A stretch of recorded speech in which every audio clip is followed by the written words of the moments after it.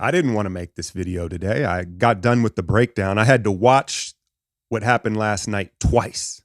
So it's like, yeah, I kind of just want to probably just like the Warriors, just kind of wash my hands of that, and move on. But I didn't want to leave y'all hanging. And I think it's important that we address what's going on, right? The Warriors are on the ropes right now. They seem to be finding some sort of mojo, that 5-game homestand, the effort, the urgency that we've been waiting for all season long showed up. Steph shows back up and everybody kind of relaxes. Now we've got the chef. It's all good. Let's get arrogant. Let's get cocky. First off, let's talk about the starts, right? Last night in Memphis, the game was lost in the first quarter. 48 points, 8 three-pointers, and it's just a trend, right? Even during the 5-game winning streak, they spot teams double-digit leads to start games. How do you change that? I think it starts with Steph, Steve, and Draymond. And that is the routines, the pregame rituals, the game planning, whatever y'all are doing, it's not working. Change it up. Change it up. I know athletes are creatures of habit. You've got to change it up, right? Whatever that routine is, it's not working. There's got to be something else done to start these games so they don't have to keep climbing out of these holes. It reminds me of a fighter who needs to see their own blood before they start fighting. In my younger days, I trained MMA and I even cornered a couple guys locally here, Arizona, Rage in the Cage type stuff. What I figured out, though, in training was, some guys, they just have that motor, that baseline. They're in there, they're ready right away to engage, right? And they jump all over a guy. They're fast starters. But other fighters, it takes them a while to get going, right? They got to get hit in the face a couple times, maybe even bloodied, and then they understand they're in a fight, and that's when the best comes out of them. But a lot of the time, it's too late, right? If you wait to start bleeding, you can't stop it sometimes. And that's what we're seeing with the Warriors in these starts, right? So they've got to change some routines pregame, I think, to get out of that funk. Defensively, man, we keep repeating ourselves and how much of a mess this is.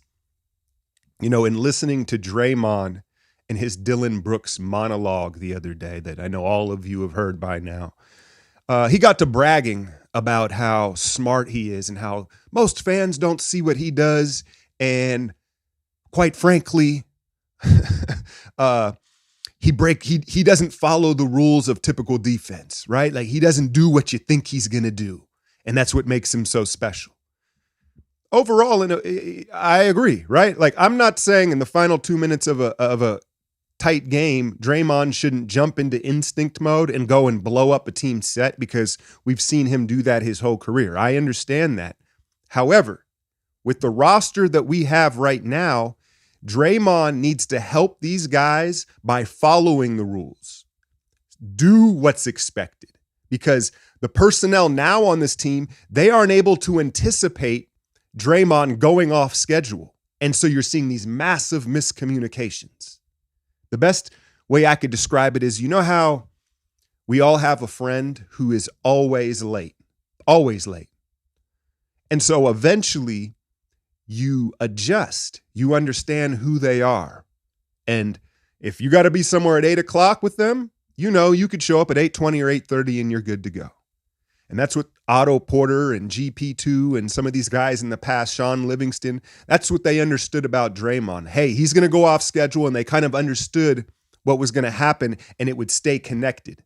These young guys, even when they are giving effort, they don't get it. And so you just see these huge holes being blown apart and these huge mistakes in the defense. And so Draymond, for the sake of this roster, you're going to have to swallow your ego a little bit in the unique stuff that you do and just stay on schedule. Hey, if we're switching everything, switch it. Don't play and stunt and do all this stuff. Our other guys, they can't anticipate that. That's what I'm seeing from a defensive perspective.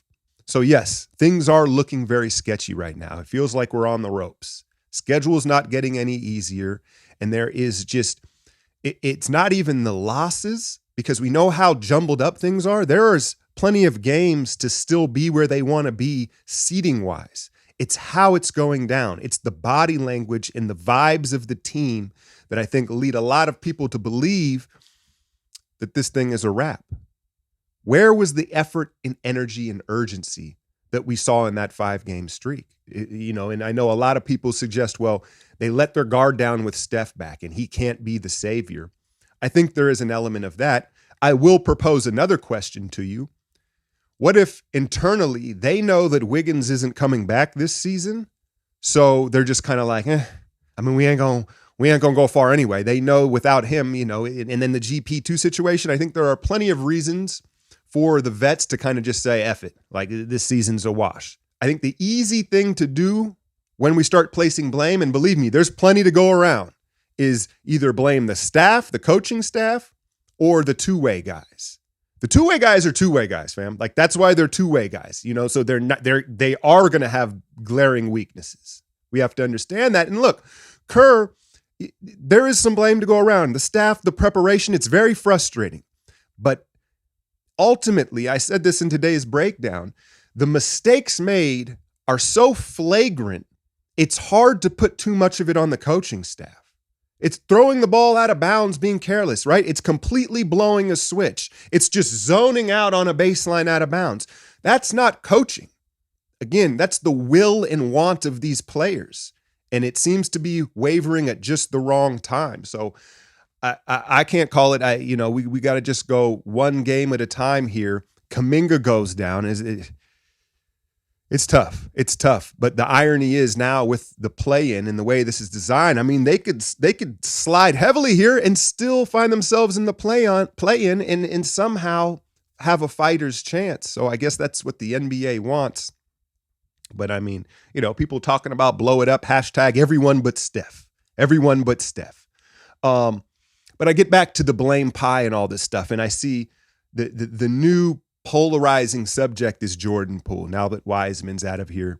And to be clear with this Wiseman thing, I don't think people were blaming Wiseman because he wasn't playing enough to blame him. It wasn't that Wiseman was like the problem on the floor, even though he couldn't defend. It was his spot.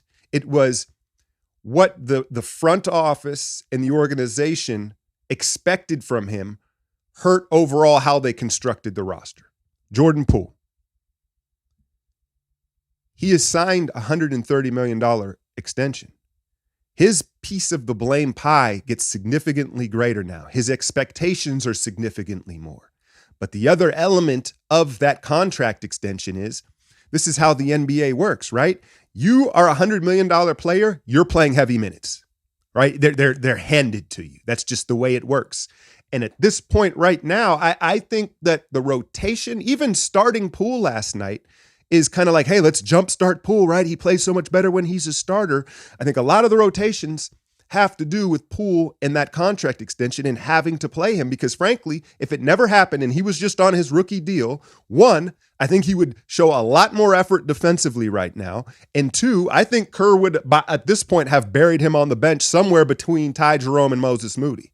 As far as the blame pie goes, I think the root and the start of it has to start at the top organizationally with Joe Lacob and, again, trying to force feed James Wiseman onto this team and not recognizing in time that it wasn't a fit, right? When people say, oh, you want to blame James Wiseman? No. It's not James himself.